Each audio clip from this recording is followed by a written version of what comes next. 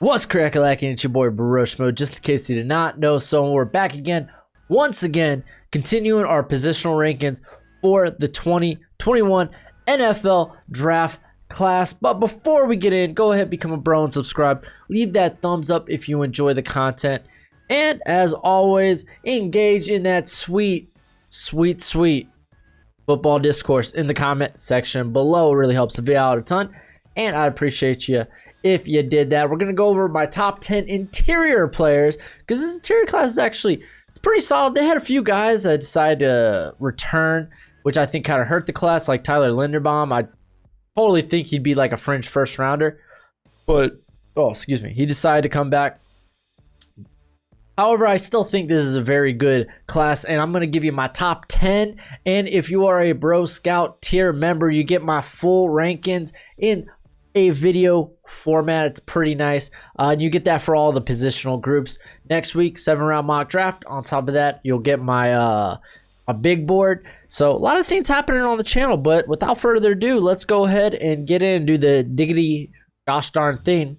We start at number 1 with Elijah Vera Tucker. He played left tackle this year, but he has played left guard. He's played right guard throughout his career at a very, very consistent level. His athleticism is pretty good for a guard, and that's probably going to be his spot in the NFL. But I can imagine some teams trying to bring him in and have him play tackle, but I think he just projects way better at guard. The guy's a churner in the run game. Just his feet keep moving, just what you want to see. In 2019 at left guard, he only allowed a pressure rate of 1.1%, which is just ludicrous. It's insane. It's wild. It's bonkers. It's really good. So, yeah, like I said, I just think he just projects better there because his length, I don't think, is ideal for tackle. It's fine at guard. And you really never saw any top tier talent at tackle this year, and the one guy he did see was Kayvon Thibodeau out of Oregon. Totally destroyed him. So I just think he projects way better at tackle, or at guard, excuse me. Got a first round grade on him. And then Wyatt Davis. This cat, he admittedly did have a down year compared to his 2019. He was a first-year starter in 2019, allowed no pressures, not even a hit on the quarterback in the passing game. He was a very dominant run blocker as well. He just has these ideal physical tools and upside for the guard position, but don't be fooled. I think he can play center as well. The only thing holding me from that is this year he did have a lot of miscommunications on the line, so maybe center wouldn't be the best spot for him, at least initially. He uses his hands very well and very independently, which is great if you are really an offensive line guy at all. Want to be able to use your hands in a variety of different ways and not necessarily in unison.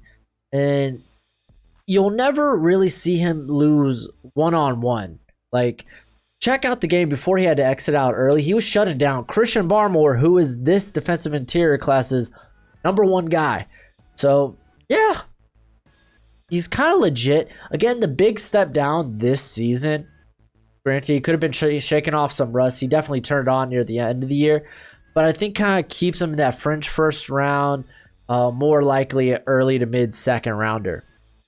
And then I have Landon Dickerson out of Alabama. This guy's going to be a center. Ideally, he's built like a phone booth and plays like one of them old school footballers, man. Football players. Just, he's going to be drafted highly simply based on this guy's, like, first, that physical profile. Very impressive. 6'6", 326. Like, typically taller center, you kind of worry about that, but I don't, like, you worry about getting out leveraged. No one's going to be out leveraging this guy. He is as strong as a couple oxes, like, dead set. But the biggest thing I think a lot of teams will really latch onto is his leadership qualities. Teams will just really fall in love with it. I mean, at the Senior Bowl, he was literally chatty Cassie, man. Everybody was having a great time around him. He just seems like an amazing individual. But on the football field, that man is nasty, dude. He is dirty. He is... Well, he's not a dirty player, but I mean, the the way he moves men against their will. And I mean, keep in mind, he really operated at Alabama, which is a very pro-style system for the NFL. This guy was pancaking people left and right. I think he led college football in pancakes last year. The only thing, and I could definitely see him sneaking into round one if it wasn't for the ACL tear in the playoff game or the SEC championship game. His athleticism is below average, but when you're playing center, probably that's the one position where athleticism kind of matters the least. So I'm not too worried about it. Got a second round grade on him. Trey Smith coming here F4 out of Tennessee, probably going to be a guard. He has played left tackle, but that was probably where he graded out the worst.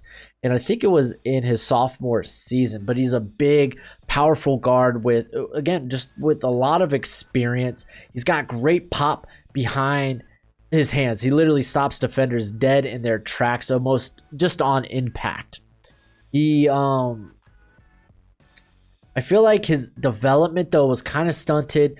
First of all, from the position change, he initially started out as guard, went to tackle, and then they moved him back to guard, which was great. But really, it's going to be, this is the biggest, I think, hurdle for him is the medical red flag, was as far as the blood clots in his lungs. That really cost him a lot of time during those off seasons. So I really think it may have stunted his development a little bit, because he's graded out well, but like he hasn't really taken a next step forward. I mean, for a big, powerful guy, I'm not too worried that his feet are a bit heavy. And I mean, again, playing at guard, I don't mind that too much. I just wouldn't play him at tackle at all. I don't think he's a tackle. I don't think he would succeed in the NFL. That's my opinion, though. We've seen guys that are a bit heavy-footed, like Orlando Brown, do just fine. So that's not necessarily the standard, but it's the standard. Typically, you don't want that at tackle. So again, think he's a guard. Hopefully everything checks out well, and we'll see. But until then, I probably got a late second rounder on him. And then Ben Cleveland, I absolutely love this guy. I mean, 6'6", 354. He is a giant. He just looks, and it's not like he's got fat on him. He is like a jacked polar bear, like for real. Despite his size, I think he actually moves pretty well. He's very quick out of his stance. Saw that at the Senior Bowl. I think he only participated in day one and the first half of day two, but he was utterly dominating kids out there. Plays with just a nastiness that you'd want to see on the offensive line. Like the type of nastiness that coaches are like, ooh, I might take him a little earlier than probably where he's projected. Upper body at times does hang a bit forward while on the run, like borderline lunging. And you've heard me talk about it if you checked out my offensive tackle ranking videos. So when those guys, it kind of gets them off balance. I mean, especially when they hit that second level, dude, they're leaning forward, kind of going for a lunge, and they kind of get like just swatted down, you know? So it's you're basically you're going in for this I'm going to take this guy out the play completely, but you put yourself in a bad position to just take yourself out the play and not really do anything about the guy in front of you, you know? So again, I feel like that's a bit nitpick. You could say his feet are a bit slow, but I mean, at that size, it doesn't really surprise me too much. I think the biggest concern I had going into the year is we never really saw a full year of just, not production, but just a full year from him. Like, I think his highest snap count was like, he had 400 snaps in his season before coming into this season. Because he had, a broken fibia in 2018. He struggled with academic issues a few times throughout his career. So there were a bit of that, but when he was on the field, he was just utterly dominant.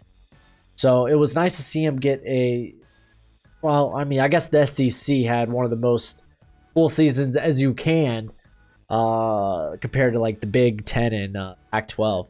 So it was nice to see that, but keep in mind he did have trouble sticking to the field in priors because of academic, which I'm not too worried about in the NFL, and more so the broken fibia. But I love this prospect. He's kind of a my guy. Creed Humphrey sneaking here at 6. I got a probably early 3rd round grade on him. I think he projects best at guard because he does have a tendency to get out leveraged and out muscled. Not saying that he's weak. This guy's got phenomenal upper body strength, probably the best hands in the class. But when he's facing those quicker, more powerful interior players like Bravion Roy for his size was like a very good athlete. Quintin Williams, just he got utterly destroyed. But I mean, again, you take this by like the case to case, the matchup type of I guess situations. So because he's been utterly dominant outside of that. And at the Senior Bowl, honestly, he did look pretty good throughout the whole week against, again, not a great interior class for the for defense, but he looked pretty swell there. I think the one problem I had, he had a bad habit of, which surprised me because, like I said, he's typically good with his hands, but he was showing a bad habit of he couldn't really get his hands inside sometimes, and he was more so on the outside, and you're just going to get holding calls that way. But he never allowed a sack in almost 2,500 snaps throughout his career. Average athlete, but again, I don't really care about that too much. He wasn't really challenged though in the Big 12 because they typically only see 3-man fronts. It's just how it is in the Big 12, man. They like to score a lot of points, and they're dropping 7 to 8 guys back. And he's most ideal for like a gap heavy scheme where he's not really put in those compromising situations of one-on-ones, but he's basically in charge of a specific area. So you kind of want to alleviate those because he's going to see a lot more guys like Bravion Roy and Quintin Williams on the regular basis in the NFL. So you want to kind of maybe alleviate that possibility. But again, he's a phenomenal prospect. That's why he's up here so high. Some people I think they're starting to calm down on the first round love for him, but I won't be surprised to see him go in the second round. I think he's fine for that. And then I got Quintin Meyers out of Wisconsin Whitewater. He took a big jump for a lot of people. Guy I didn't really check out beforehand, but he was phenomenal during the Senior Bowl for a guy coming out of a school I never heard of, which was wild. But I got a 4th round grade because I kind of try to equate that to like Ben Barch, who kind of did a similar thing in the 2020 draft going to the Senior Bowl, and just he looked like he belonged, playing a more valuable position, keep in mind. But it looked like he belonged and got him drafted in the 4th round. So I think Meyers, he probably comes off the board around the 4th to 5th round. But looked like he belonged, played with very good nastiness.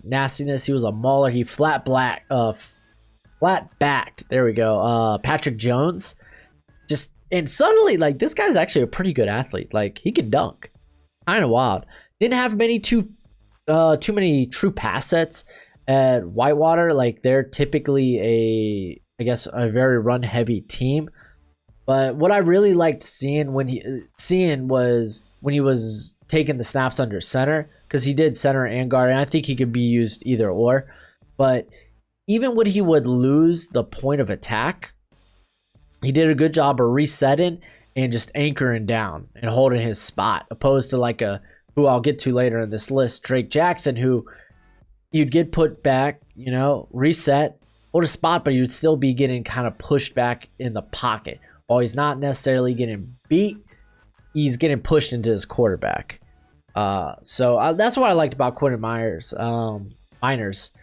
But also, man, he really hurt the stock of my boy Levi Wuzariki.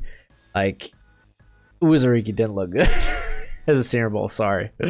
Next guy on the list I got here is Kendrick Green out of Illinois.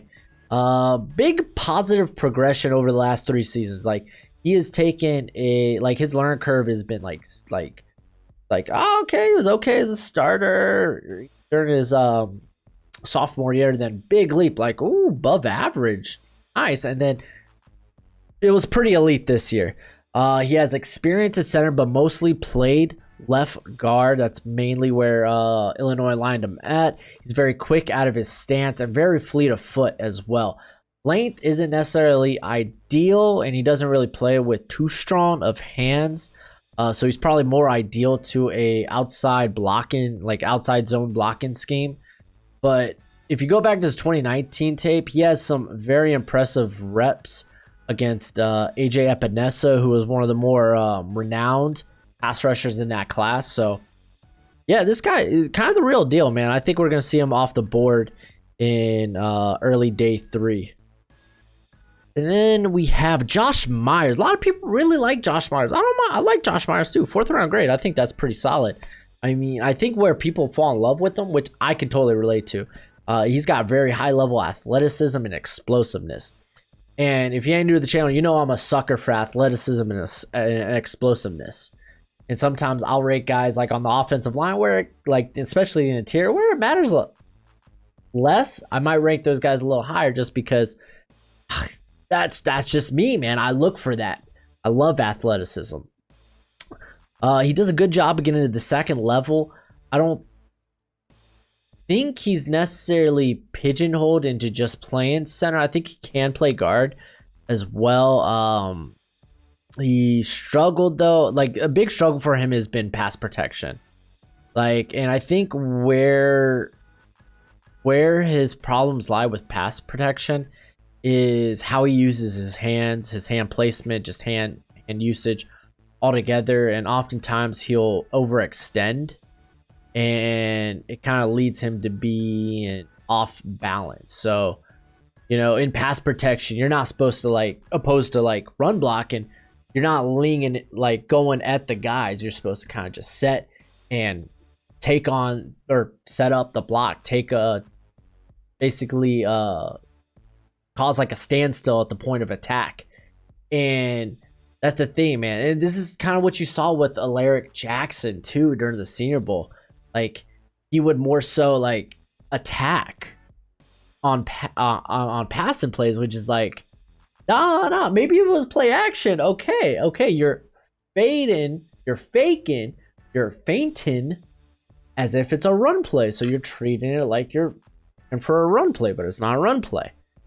So yeah, that's one. I think that's one thing with him. Again, it's something that's not uncoachable. That's why I got a 4th round grade on him. I do like the athleticism, the explosiveness. I think he's got very nimble feet, but like, which is a good thing. Like, but yeah, I like Myers a lot. I think many people are much higher on him than I, but I think this is a good spot for him. And then I have Drake Jackson, a guy I know I'm definitely higher on than everyone else is. People probably have him in the 5th, 6th round. They probably look at him and they think, oh, this is Nick Harris again. This is Nick Harris out of Washington again. Which Nick Harris, I think he went to the 3rd or 5th round. I can't recall off the top of my head. I'm pretty sure it was 5th round. But okay, let's get the bad out of the way. Sub 3, like, he's 260 or 290, below 300. That's already like setting off like alerts in your head. You don't want your offensive lineman below 300 typically. So he's probably a zone scheme only center, and believe me, he's a center only, just because of his size. He does lack length. He came in measuring up very disappointing arm length. Again, I was getting Nick Harris flashbacks from 2020. But he does have great upper body strength. He has great, he uses his hands very well. He's very experienced, being a 4-year starter from Kentucky. And like I said, I kind of talked about this, I think it was with Quintin Meyers, I believe. Yeah, it was with Quintin Meyers. There were a couple of reps where like he would get like pushed back. He did a good job of resetting though, re-engaging in the block. But yes, he would be like, his anchor he doesn't have a deep anchor, so he's kind of walked back a little bit. But I like that he's still latched on, you know? Because the worst thing you can do is just let those guys get by you and get beat. I think this is I still think it's very encouraging. I don't know. I feel like I might later on maybe switch him to a 5th round. I think 4th to 5th round is probably his area here, but Yeah, what can I say, man? I'm a mark for Drake Jackson. I really like him.